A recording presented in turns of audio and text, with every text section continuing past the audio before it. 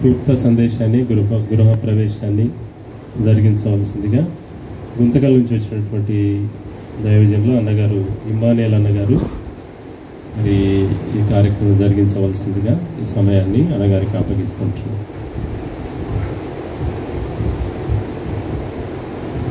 ప్రభు నామమునకు మహిమ కలుగునుగాక. చేరి వచ్చిన ప్రియులందరికీ ప్రభువును రక్షకుడైన యేసుక్రీస్తు నామమున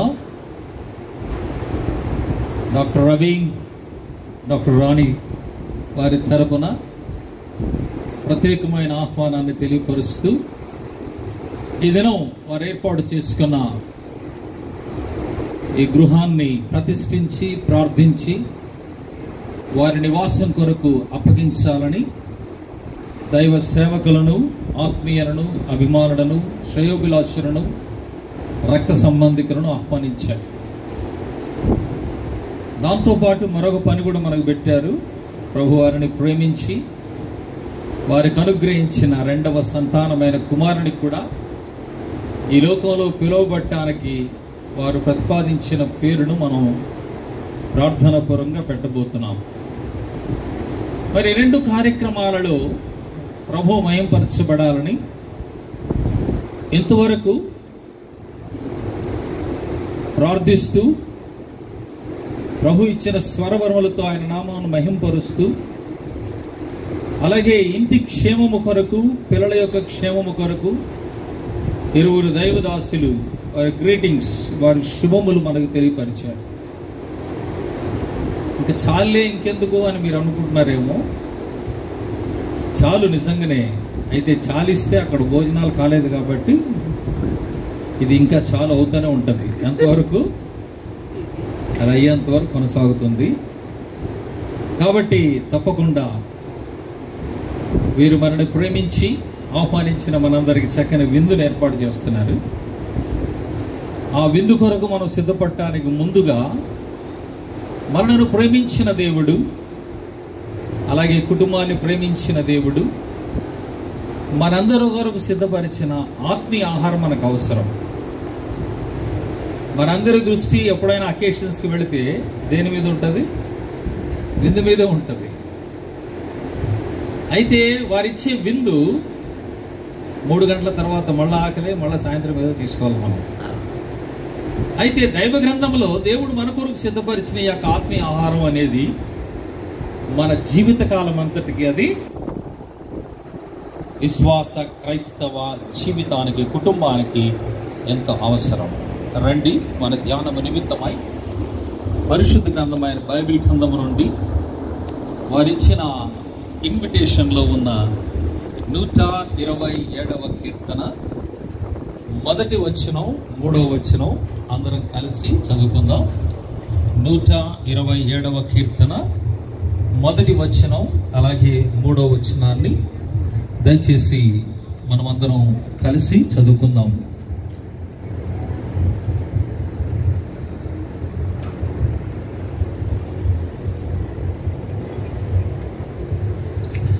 యెహోవా ఇల్లు కట్టించని ఎడల దాను కట్టువారి ప్రయాసము వ్యర్థమే. యెహోవా పట్టణమును కాపాడని ఎడల దావని కావలి కాయువారు మేలుకొని ఉన్నట వ్యర్థమే. 3వ వచనంలోనికి రండి. కుమారుడు యెహోవా అనుగ్రహించు స్వాస్థ్యము, గర్భఫలము. యెహోవా ఇల్లు కట్టించని ఎడల దాని కట్టువారి సమస్తమును కట్టినవాడు దేవుడే అని రాయబడింది. అనగా ఈ దినం సర్వమానవాళి నివాసం కొరకై ప్రపంచ దేశాలలో అనేక గృహాలు నిర్మించబడుతూ ఉన్నాయి. అయితే ఏ గృహము నిర్మించబడినా అది చిన్నదైనా పెద్దదైనా, రాజుదైనా రోజు గడవని పేదవాడిది అయినా, లేక నివాసం లేకుండా ఉన్నవారి గవర్నమెంట్ వారిచ్చే ఇల్లు అయినా, ఏ గృహమైనా ఈ మాటకు రవి రాని వాళ్ళు మేము డబ్బులు పెట్టి లక్షలు పెట్టుకుంటే దేవుడు కట్టించాడు అంటున్నావు అని వారు అనుకోవచ్చు. అలాగే మనమందరం కూడా అనుకోవచ్చు, నిజంగా దైవ గ్రంథములో మాట రుజువు చేస్తున్నారు. దేవుని మాట ఎంత వాస్తవం అంటే సమస్తమును కట్టినవాడు దేవుడే అంటున్నాడు. అంటే ఏంటి అర్థం? కట్టించుకున్నవాడు ఎవరైనా ఉండవచ్చు, కట్టినవాడు మాత్రం దేవుడే అంట. ఎలాగూ అంటే ఈ దినం ఏ భూమి మీద మనం నివాసం చేస్తున్నామో, ఇల్లు కట్టుకుంటున్నామో, ఈ భూమిని సృష్టించినది ఎవరు? ఇప్పుడు చెప్పండి. ఆయన భూమిని సృష్టించకపోతే నువ్వు ఇల్లు ఎక్కడ కట్టుకుంటావు? ఈ ఆకాశము క్రింద మనం ఉన్నామో, ఈ ఆకాశము సృజించిన వాడెవరు? ఆయన. మరి ఇల్లు కట్టుకోవటానికి ఒక ఇంజనీర్ మాత్రం ఉంటే చాలదు. ఇంజనీర్ 100 గీతలు వేసినా బిల్డింగ్ మన ముందుకు రాదు. పనివాడు నైపుణ్యంగా పని చేయగలిగిన వాడు ఉన్నా కట్టడం మన ముందుకు రాదు. ఎంత మంచి బిల్డర్ అయినా,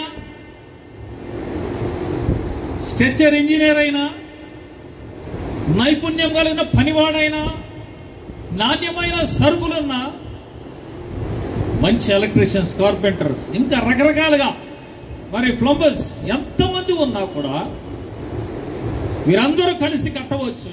వారందరూ అనవచ్చు, మేమే ఇది కట్టించామని, దాని కొరకు మేము ఇన్ని లక్షలు కట్టు పెట్టామని వీరు కూడా ఇంటి వారు అనొచ్చు.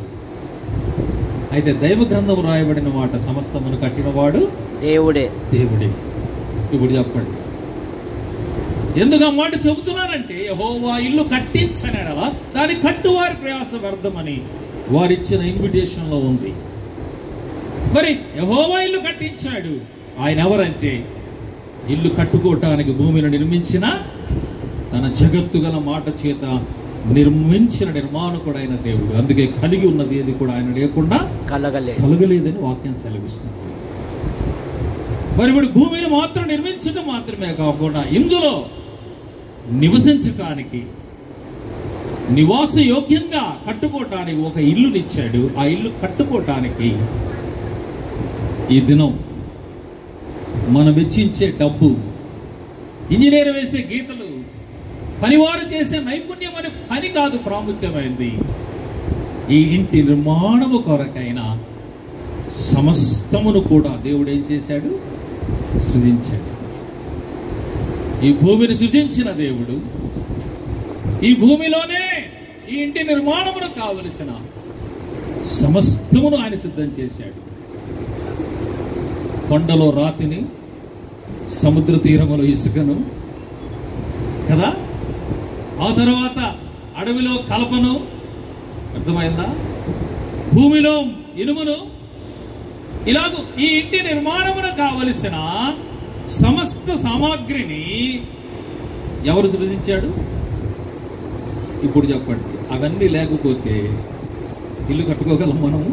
కట్టుకోగలం. అందుకే దైవ గ్రంథంలో రాయబడిన మాట, యెహోవా ఇల్లు కట్టించని ఎడల. అందుకే దైవ గ్రంథంలో కట్టించిన దేవుని ఘనపరచమని ఈ దినం ఎస్తేర్ రాణి, రవికుమార్ మీరూరికి ప్రభు పేరిట నేను చేస్తున్న మనం ఏంటనగా, ఈ దినం మీ ఇంటి నిర్మాణములో సహకరించిన వారిని మీరు సన్మానించవచ్చు, కనపరచవచ్చు. లేక ఈ కార్యక్రమం నిర్వహించడానికి ఆహ్వానించిన మమ్మల్ని ఒక స్టేజ్ చేసి మీరు కనపరచవచ్చు. లేక వచ్చిన వారికి, బంధువులకు ఏదో వాటిని వీటిని మీరు వస్త్రాలు ఇచ్చి వారిని కనపరచవచ్చు. అయితే వాక్యం ఏం చెప్తుందనగా, ఎవరిని కనపరచమంటుంది? ఆయనని కనపరుస్తాడు. సమస్తమును కట్టిన దేవుని కనపరచాలని దైవ గ్రంథాన్ని ఆధారం చేసుకుని మీకు మనవి చేస్తూ, యెహోవా ఇల్లు కట్టించని ఎడల దాని కట్టువారి ప్రయాసం వ్యర్థం, ఆయన కాపాడని ఎడల దాని కావలి కాయువారు మేలుకొని ఉన్నట్టు వ్యర్థం. కనుక ఇప్పుడు ఇల్లు కట్టించిన వాడు ఆయనే. 3వ వచనంలోనికి వెళ్ళిపోదాం. గర్భఫలము ఆయన ఇచ్చు ఈ దినం గర్భ ఫలము కొరకై తాపత్రయపడి సంతానము లేమి కలిగిన వారు సంతాన సాఫల్య ఫర్టిలిటీ కేంద్రాలకు వెళుతూ ప్రయాసపడే వారు ఎందరో లేకపోలేదు. అయితే కొందరి జీవితాలలో దేవుడు వారిని ప్రేమించి ఆది మానవుడైన ఆదామును దేవుడు ఆశీర్వదించిన ఆశీర్వాదాన్ని కొనసాగిస్తూ మనందరికీ ఆయన సంతాన భాగ్యాన్ని ఇచ్చి సంతృప్తికరమైన తల్లులుగా చేస్తూ వచ్చారు.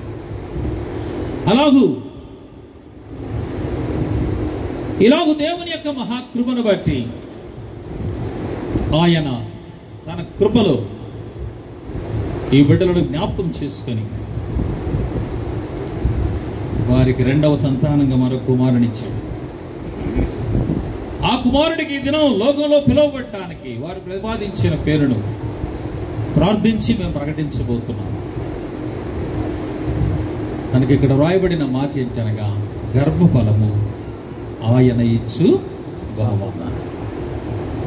కాబట్టి ఇప్పుడు ఆయన ఇచ్చునవి అనేది నా అంశం. కనుక ఈ లోకంలో మనము ఏదేది కలిగి ఉన్నామో ఇవన్నీ కూడా ఇచ్చినవాడు ఎవరు? ఆయనే. మరి ఆయన ఇవన్నీ మనకు ఇవ్వటానికి ముందుగా మనను కూడా ఈ లోకంలో మన తల్లిదండ్రులకు సంతానంగా ఈవిగా బహుమానంగా దేవుడిచ్చాడు. ఈ దినం ఎలాగైతే ఆ చిన్న బిడ్డ మన ముందు నిలిచి ఇదిగో ఆయన తను తాను మన ముందు ప్రొజెక్ట్ చేస్తూ ప్రదర్శించుకుంటూ ఉన్నాడు, అలాగే ఒకప్పుడు మనం కూడా ఇలాగ నిలబెట్టబడిన వారమే. మరి సందర్భములో ఆయన ఇచ్చునవి ఏంటో మరొకసారి నేను జ్ఞాపకం చేస్తున్నాను. ఈ దినం ఆయన మనకిచ్చినది, ఆయన మనకిచ్చినవి చాలా శ్రేష్టమైనవి. శ్రేష్టమైన ఈవులతో, శ్రేష్టమైన మేలులతో, శ్రేష్టమైన వాటితో ఆయన మనలను తృప్తిపరచు దేవుడై ఉన్నాడు. మానవ జీవితంలో ఈ దినం మనం ఏది కలిగి ఉన్నామో దానిని ఆయనే మనకిచ్చువాడు. ఆయన మనకిచ్చిన తరువాత వాటిని మనం పుచ్చుకొని ఆయనకు కృతజ్ఞత చెల్లించవలసిన వారమని దైవ గ్రంథం మనకు సెలవిస్తుంది.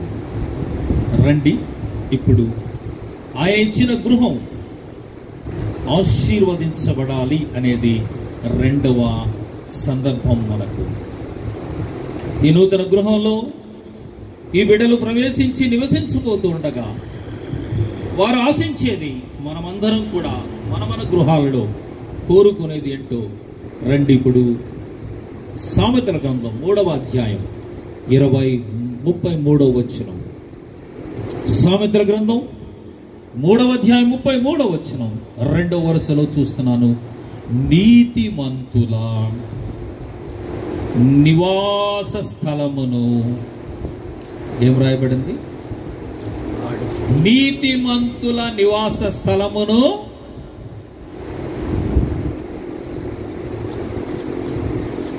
ఎందుకు నేను ఆపుతాను తెలుసా? మీరు ఆ మాట చెప్పాలని. నీతిమంతుల నివాస స్థలమును ఆయన ఆశీర్వదించును. ఈ దినం ఈ గృహం ప్రభువారిని ప్రేమించి వారికి ఇచ్చాడు. ఇప్పుడు ఈ గృహం ద్వారా నెక్స్ట్ వారు కోరుకునేది ఏంటి? వారు ఆశీర్వదించబడాలి. ఈ గృహం ఆశీర్వాదకరంగా ఉండాలి. మరి నీతిమంతుల నివాస స్థలమును ఎవరంటే ఆశీర్వదించేది? ఆయన ఆశీర్వదిస్తాడు. ఇచ్చినది ఆయనే, ఇచ్చినవాడు దానిని ఏం చేస్తున్నాడు? ఆశీర్వదించి ఇస్తున్నాడు. ఈ సత్యం చాలా మందికి తెలియక ఇల్లు ఆశీర్వాదకరంగా ఉండాలని దానికి ఏమేమో తెచ్చి కడుతూ ఉంటారు. ఇప్పుడు ఇక్కడ అరటి మొక్కలు చూస్తున్నాం, లోపల ఏమో ఉన్నాయేమో నాకు తెలియదు. కొందరి ఇంట్లోకి వెళ్ళినప్పుడు టెంకాయలు కనిపిస్తాయి, నిమ్మకాయలు కనిపిస్తాయి, పచ్చిమిరకాయలు కనిపిస్తాయి, రాగిరేకులు కనిపిస్తాయి, రకరకాలుగా ఉంటాయి. దైవ గ్రంథంలో రాయబడిన మాట ఏంటి? నీతిమంతుల నివాస స్థలమును ఆయన ఆశ్రయించిన అవి కాదు అంటే అర్థమైందా? అవన్నీ వాడిపోయేవి, అవన్నీ ఎండిపోయేవి, కుళ్ళిపోయేవి. అవన్నీ తీసి మనమే పారవేస్తాం. కనుక ఈ దినం మనల్ని ఆశీర్వదించువాడు ఆయనే, మన నివాస స్థలమును కూడా ఆశీర్వదించువాడు ఆయనే. ఆయనే ఇచ్చాడు, ఆయనే ఆశీర్వదిస్తాడు. ఎందుకనగా ఆయన ఆశీర్వాదములు మనకేముంటుందో జ్ఞాపకం చేసుకుందాం. రండి, యోబు గ్రంథం 8వ అధ్యాయం 5:5. యోబు గ్రంథం 8వ అధ్యాయం 5వ వచనం చదవండి. ఏం రాయబడిందో? నీవు పవిత్రుడవై యథార్థవంతుడవై ఉండిన ఎడల నిశ్చయముగా ఆయన నీ యందు శ్రద్ధ నిలిపి నీ నీతికి తగినట్టుగా నీ నివాస స్థలమును ఏం చేస్తాడంట? వర్ధిల్ల చేయును, లేక అభివృద్ధి పరచును. ప్రియాను గమనించండి, నీ నీతికి తగినట్టుగా ఆయన వర్ధిల్ల చేస్తాడు. ఎప్పుడు? దేవుని యొక్క ఆశీర్వాదములకు అన్కండిషనల్ బ్లెస్సింగ్స్ ఎక్కడ ఉండవు తెలుసా? చాలా మంది వాగ్దానాలని తెచ్చి పెట్టుకుంటారు ఇళ్లలో. నీ నివాస స్థలమును ఆశీర్వదించడానికి పెట్టుకొని ఉంటారు. అయితే దైవ గ్రంథములు ఏముంది? నీ నివాస స్థలమును ఆశీర్వదిస్తానని లేదు ఆయన. ఎవరి నివాస స్థలమును? నీతిమంతుల నివాస స్థలం. అంటే అర్థమైందా? ఇప్పుడు నీ నివాస స్థలం ఆశీర్వదించబడాలంటే మనము నివసించే వారము, అనగా ఏ గృహములో మనం ఉన్నామో ఆ గృహములో నివసించు వారు ఏమై ఉండాలి? నీతిమంతులై ఉండాలి. ఆయన ఆశీర్వదించటానికి అర్హుడు. ఆశీర్వదిస్తానని వాగ్దానం చేశాడు. ఆయన ఆశీర్వదిస్తాడు. ఎందుకంటే ఆయన నమ్మతగిన వాడు, మాట ఇచ్చి నెరవేర్చేవాడు. ఆయన మాట చాలా ఖచ్చితం. దైవ గ్రంథములో రాయబడిన మాట, నీతిమంతుల నివాస స్థలమును ఆయన ఆశీర్వదిస్తాడు. కాబట్టి ఇదిలో ఈ గృహాన్ని ఆశీర్వదించమని కోరటానికి వచ్చిన మనం కూడా ఆశీర్వదించబడి వెళదాం. ఇంకా ఎవరైనా ఈ సత్యాన్ని ఎరుగకుండా మీ గృహాలలో దైవ ఆశీస్సులు పోగొట్టుకుంటూ ఉంటే, ఎక్కడో మీ నీతి జీవితం, భక్తి జీవితం, విశ్వాస జీవితం లోపం ఉందని చెప్పి తెలుసుకొని సరిచేసుకోండి. కాబట్టి నీతిమంతుల నివాస స్థలమును ఆయన ఆశీర్వదిస్తాడు. రెండవది, ఆయన అభివృద్ధి పరుస్తాడు. ఆయన అభివృద్ధి పరచాలంటే అక్కడ కూడా మళ్ళా కండిషన్ ఉంది. ఏంటది? నీవు జాగ్రత్తగా దేవుని వెతకాలి. ఎట్లా?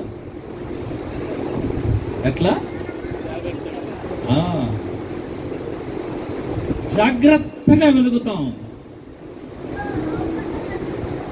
ఏదైనా మనం పోగొట్టుకుంటే వాల్యూని బట్టి మనం జాగ్రత్తగా వెళ్తాం. 10 రూపాయలు పోయిందనుకో, 2-3 సార్లు చూసి పోతే ఫోన్లే అంటారు. 500 నోటు పోయిందనుకో, ఇంకొంచెం జాగ్రత్తగా వెతుకుతాం. 5,000 పోయినాయనుకో, ఇంకా జాగ్రత్తగా వెతుకుతాం. 10,000 పోయినాయనుకో, ఇంకా జాగ్రత్తగా వెతుకుతాం. లేకపోతే ఒక చిన్న ముక్కు కూడా ఒక గ్రామ్ బంగారం పోయిందనుకో ఎంతో జాగ్రత్తగా కదా. దాని విలువను బట్టి నీవు జాగ్రత్తగా వెతుకుతావు. ఈ దినం నీవు అభివృద్ధి పొందాలి అంటే నీవు జాగ్రత్తగా ఎవరిని వెతకాలి? నిన్ను సృష్టించిన సృష్టికర్త అయిన దేవుని, నిన్ను రక్షించటానికి పరమును విడిచి భూలోకానికి అనువదించిన ప్రభువును, నిన్ను ఆశీర్వదించటానికి అవినీతిలో ఉన్న నీతిమంతులుగా చేయటానికి ఏ దోషమైతే సృష్టికర్త అయిన దేవుని నుండి నిన్ను దూరం చేస్తుందో ఆ దోషాన్ని పరిహరించటానికి నీ కొరకు ప్రాణం పెట్టిన దేవుని, నీకు రక్షణనిచ్చిన దేవుని నీవు జాగ్రత్తగా వెతకాలి. అలా జాగ్రత్తగా వెతికితే ఏం రాయబడింది అక్కడ? నీవు జాగ్రత్తగా దేవుని వెతికిన ఎడలా, రెండవది ఏం రాయబడింది? సర్వశక్తుడగు దేవుని బ్రతిమాలుకొనిన ఎడల. యోబు 8:5. నీవు జాగ్రత్తగా దేవుని వెతికిన ఎడల, సర్వశక్తుడగు దేవుని బ్రతిమాలుకొనిన ఎడల, నీవు పవిత్రుడవై యథార్థవంతుడవై ఉండిన ఎడల ఏం రాయబడింది ఇక్కడ?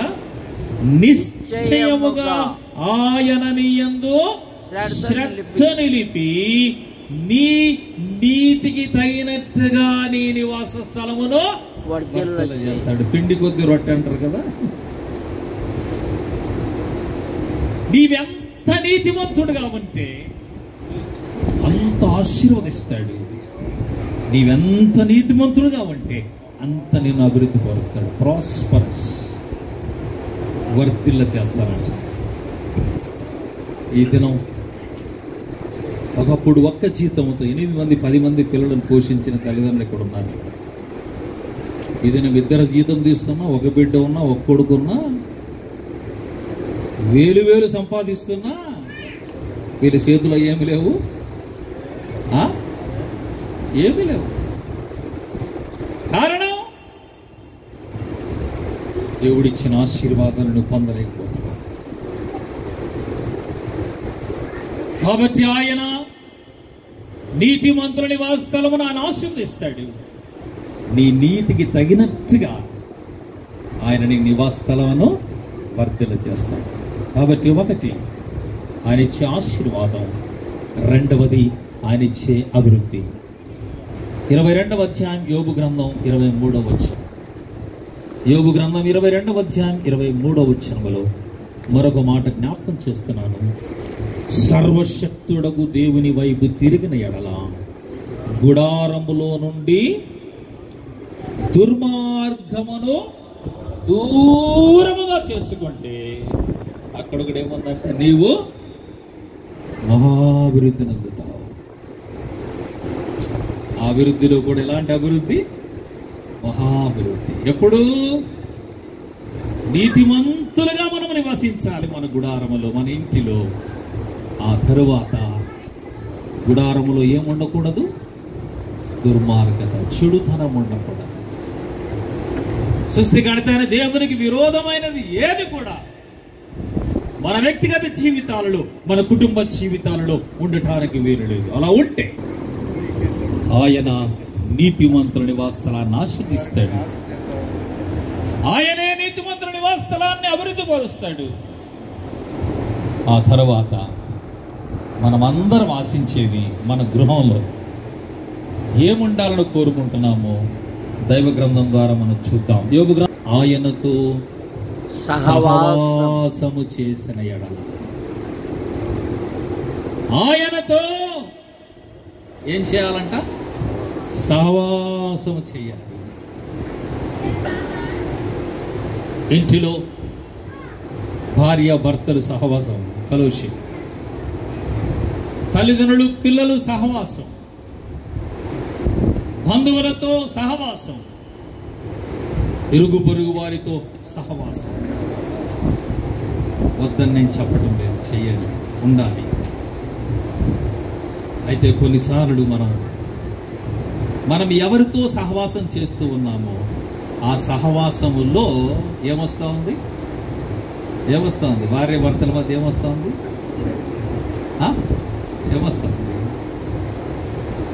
భార్య భర్తల మధ్య ఏమొస్తా ఉంది? సహవాసములో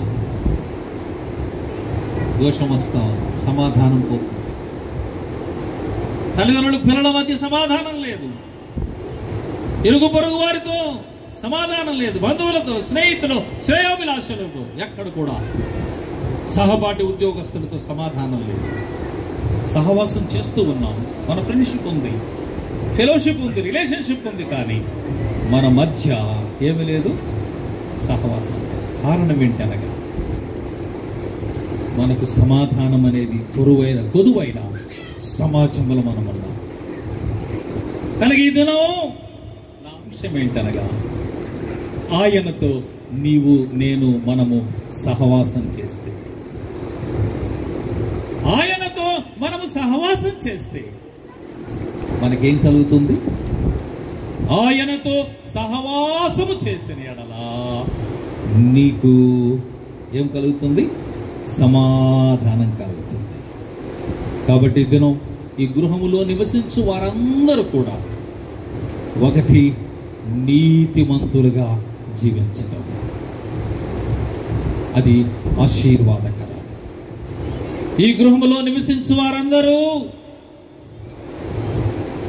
సృష్టికర్త అయిన దేవుని వైపు చూస్తూ, ఆయనతో ప్రతిమాలుకుంటూ, ఆయనకు ప్రార్థన చేస్తూ, ఆయనతో వారు జీవిస్తూ ఉన్నప్పుడు సర్వశక్తుడగు దేవుడు దృష్టిలో నీతిమంతులుగా నివసిస్తూ ఉన్నప్పుడు నీతికి తగినట్టుగా మన నివాస స్థలాన్ని ఆయన ఆశీర్వదించి అభివృద్ధి పరుస్తాడు. మూడవదిగా ఆయనతో సహవాసం చేయటం వలన ఏం కలుగుతుంది?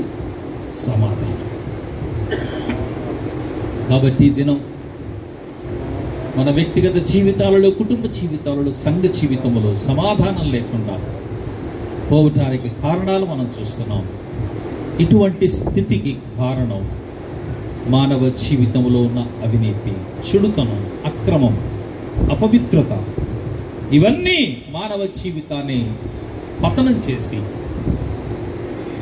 సృష్టికర్త అయిన దేవుడు మనకిచ్చే వాటిని పొందలేకపోతున్నాం. వీటిని తిరిగి మనకు అనుగ్రహించడానికే 2025 సంవత్సరాల క్రితం మన ప్రభు అయిన యేసుక్రీస్తు వారి లోకానికి వచ్చాడు. ఆయన ఏం చేశాడో అపోస్తల కార్యం 3వ అధ్యాయము 23వ వచనం చదవండి. ఏం రాయబడిందో? అపోస్తల కార్యములు 3వ అధ్యాయము 26వ వచనం. దేవుడు తన సేవకుని పుట్టించి మీలో ప్రతివానిని వాని దుష్టత్వం నుండి మళ్లించుట వలన మిమ్మును ఆశీర్వదించుటకు ఆయన మొదట మీ యొద్దకు వచ్చెను. ఇప్పుడు చెప్పండి, 2025 సంవత్సరాల క్రితం ఈ లోకమునకు ఒకరు వచ్చారు. ఎవరు ఆయన? ప్రభు అయిన యేసుక్రీస్తు వారు. ఆయన ఈ లోకానికి వచ్చింది మనందరూ క్రైస్తవులు అని పేరు పెట్టుకోవటానికి కాదు. క్రైస్తవ నామములో వివాహాలు చేసుకొని, క్రైస్తవ పేరట కార్యక్రమం నిర్వహించుకొని, క్రైస్తవ నామములో ఈ లోకములో మనము జీవించడానికి కాదండి. ఆయన ఈ లోకానికి వచ్చింది మీలో ప్రతి వానిని, ఆకాశం క్రింద భూమి మీద నివసిస్తున్న ప్రతి మానవాళిలో ఉన్న దుష్టత్వము నుండి మనను మళ్లించటానికి, మన నీతిమంతులుగా పరిశుద్ధులుగా చేయటానికి లోకానికి వచ్చాడు. దాని కొరకై తన ప్రాణాన్ని పెట్టాడు, రక్తమును కార్చాడు. అట్టి ప్రభువును ఎవరైతే తమ జీవితాలలో కలిగి ఉంటారో అటువంటి వారిని ఆశీర్వదిస్తానని దైవగ్రంథం చెప్తుంది. కాబట్టి ఇంకా క్రైస్తవ కుటుంబాలలో ఉండి కూడా నీ జీవితంలో క్రీస్తు యేసు ఎందుకొరకే లోకానికి వచ్చాడో ఆ సత్యాన్ని క్షుణ్ణంగా తెలుసుకోకపోతే ఈ దినమైన ఈ సందర్భంలో తెలుసుకోవటం నీకు ఆశీర్వాదకరం. కాబట్టి యేసు క్రీస్తు వారి లోకానికి వచ్చింది మనలను దుష్టత్వము నుండి మళ్లించి మనలందరినీ ఆశీర్వదించడానికి వచ్చాడు. అట్టి ప్రభువైన యేసు క్రీస్తు నామములో ప్రార్థించి ఈ గృహాన్ని ప్రతిష్ఠించి ఈ కుటుంబ ప్రియులకు మనం అప్పగించబోతున్నాం. అట్టి ప్రభు నామమున ప్రార్థించి ఆ కుమారుడికి వారు ప్రతిపాదించిన పేరును మనం పెట్టబోతున్నాం. కాబట్టి ఆ బిడ్డను కూడా దేవుడు అత్యధికముగా ఆశీర్వదించాలి అంటే దైవ గ్రంథములో వ్రాయబడిన మాట, ఈ లోకములో వెండి కంటే బంగారు కంటే ఏది మేలు ఏది మంచిదంటే సామెతల గ్రంథం 22వ అధ్యాయంలో వ్రాయబడిన మాట, ఏది మేలంట? మంచి పేరు మేలు. కాబట్టి ఈ లోకంలో మంచి పేరు మేలు అని దైవ గ్రంథం చెప్తూ ఉంది. ఆ మంచి పేరు ఎలాగొస్తుంది? మనం పెట్టుకున్న పేరు మంచిది కాదు. పేరు ఏదైనా ఉండవచ్చు, అయితే మన తీరును బట్టి మన పేరుకు ఏముంటుంది? వాల్యూ ఉంటుంది. ఇక్కడ ఎవరైనా ఉన్నారా? కోటేశ్వరరావు, కోటేశ్వర ఎవరైనా ఉన్నారా? ఇక్కడ పేరు ఉండేవాళ్ళు కొట్టది, పేరు మాత్రమే కోటేశ్వరరావు. అయితే ఆయన దగ్గర ఏం లేవు, కోట్లు లేవు. మహాలక్ష్మి దగ్గర లక్ష్మి ఉంటుంది, డబ్బులు. బంగారమ్మ దగ్గర బంగారం ఉంటుందా? ఉండదు. పేరు అంతే ఉండాలనుకుంటున్నాం. ఈ దినం పేరు ప్రాముఖ్యమైనది కాదు, పేరు ఏదైనా మన జీవితం విలువైనది. కాబట్టి మన పేరునకు విలువ తేవటానికి, మన పేరునకు గొప్ప విలువనివ్వటానికి ప్రభువైన యేసుక్రీస్తు వారి లోకానికి వచ్చాడు. ఆయన ఇచ్చేది మనకు శ్రేష్టమైనది. కాబట్టి ఆయన ఇచ్చే వాటన్నిటిలో శ్రేష్టమైనది ఏదో దానిని చెప్పి నేను ముగిస్తాను. విలాప వాక్యములు దయచేసి 3వ అధ్యాయము 26వ వచనం చదువుకుందాం. పేజీ సంఖ్య 683. నరులు ఆశ కలిగి యెహోవా అనుగ్రహించు రక్షణ కొరకు కనిపెట్టుట మంచిది. కాబట్టి ఈ లోకములో జన్మించి జీవిస్తున్న మానవులమైన మనందరికీ విలువైనది గొప్పది ఏదంటే ఆయన ఇచ్చే రక్షణ గొప్పది. ఈ లోకములో ఈ జీవితం చాలా గొప్పది. ఈ జీవితం విలువైనదిగా చేయటానికి, విలువను కోల్పోతున్న ఈ యొక్క జీవితానికి గొప్ప విలువనివ్వటానికి ప్రభువైన యేసుక్రీస్తు వారి లోకానికి రక్షకుడుగా వచ్చాడు. ఆయన మనందరికి కూడా ఆయన ద్వారా ఏమిచ్చాడు? రక్షణనిచ్చాడు. ఆయన ఇచ్చిన ఒక రక్షణను మనము పొందామని చెప్పి తృప్తిపడి నిర్లక్ష్యంగా ఉండకూడదు, దానిని కొనసాగించుకోవాలి. నమ్మిన విశ్వాసులారా, మన జీవితాలలో దైవ దీవెనలు పొందాలి అంటే ఆయన ఒక్కడే మనల్ని ఆశీర్వదించేది. మన అభివృద్ధి పొందాలంటే ఆయన ఒక్కడే మనల్ని అభివృద్ధి పరిచేది. మనకి సమాధానం కావాలంటే ఆయన ఒక్కడే మనకు సమాధానం ఇచ్చేది. ఆయన ఒక్కడే మన అక్కర్లన్నీ తీర్చి అవసరతల్లో మనం ఆదుకునేది. అట్టి గొప్ప దేవుని మన ఆత్మీయ జీవితాలలో పొందిన రక్షణను ప్రభు వచ్చేంత వరకు మనం లోపలంత వరకు కొనసాగించాలి. రక్షణ పొందని వారు ఈ దినమైన ఇప్పుడైనా ఆయన మనకిచ్చే వాటిలో అన్నిటిలో మించింది ఏంటనగా ఆయన ఇచ్చే రక్షణ.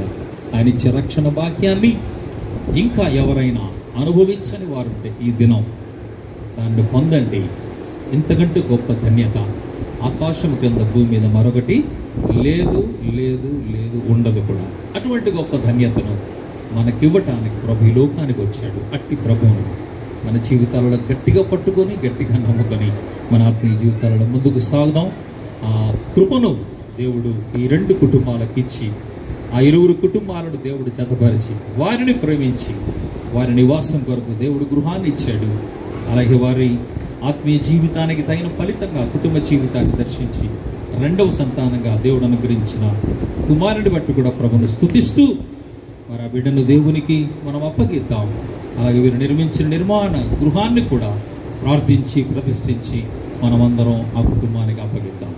దయచేసి అందరూ తలలు వంచి కళ్ళు మూయండి, ప్రార్థన చేసుకుని ఒక చిన్న పల్లవి పాడుకొని ఆ తర్వాత ప్రభు వారిని ప్రేమించి ఇచ్చిన కుమారుని వేదిక మీదకి తీసుకురండి. ప్రార్థన చేసి వారిని ఆ ప్రభు వారిని ప్రేమించి ఇచ్చిన కుమారునికి వారు ప్రతిపాదించిన పేరును మనం పెట్టబోతున్నాం. ప్రార్థన చేసుకుందాం. తరడు వచ్చి కడునండి.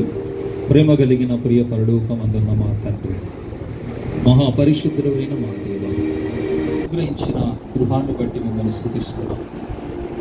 వారిని ప్రేమించి రెండవ సంతానం ఇచ్చిన కుమారుని బట్టి మనం స్తుతిస్తున్నాం. ఈ రెండు సందర్భాలను ఆధారం చేసుకొని ఈ దినం చేసిన కార్యక్రమంలో ఇంతవరకు మీరే ఉండి నడిపించారు. అందులోకి మిమ్మల్ని స్తుతిస్తూ నేను మీరు బలపరిచి అందించిన ఈ సందేశాన్ని దూరంతలు ఫలింపచేయవలనని, ముందున్న కార్యక్రమంలో నీకు మహిమ కలిగించగలనని సకల మహిమా ఘనత ప్రభావం మీకు ఆరోపిస్తూ యేసుక్రీస్తు పరిశుద్ధమైన నామమున స్తుతించి ప్రార్థిస్తున్నాము తండ్రి. ఆమేన్.